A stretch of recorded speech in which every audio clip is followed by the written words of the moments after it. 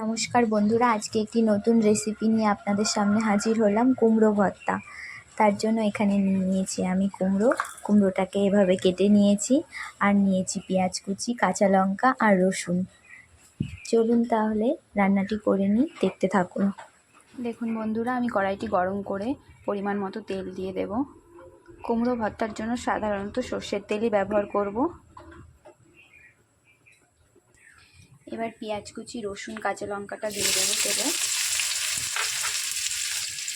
ভালোভাবে নেড়ে চেড়ে নেব। এইভাবে নেড়ে চেড়ে পেঁয়াজটাকে ভালো করে ভেজে নেব।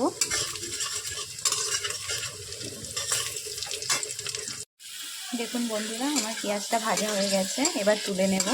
বন্ধুরা, আমি কুমড়োটাকে একটু হলুদ আর একটু লবণ দিয়ে মেখে নেব, নিয়ে ভাজবো।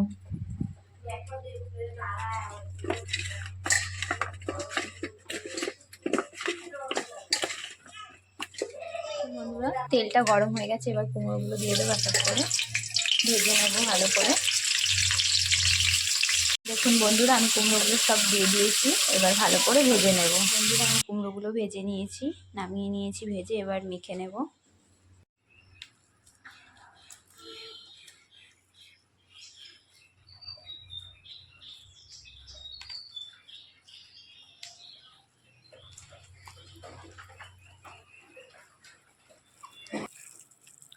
এইভাবে একবার কুমড়ো ভর্তা বানিয়ে গরম ভাতের সাথে খেয়ে দেখবেন, খুব টেস্টি খাবার। আমার কুমড়ো ভর্তা একদম রেডি। এভাবে আপনারা একবার বানিয়ে খেয়ে দেখবেন বাড়িতে।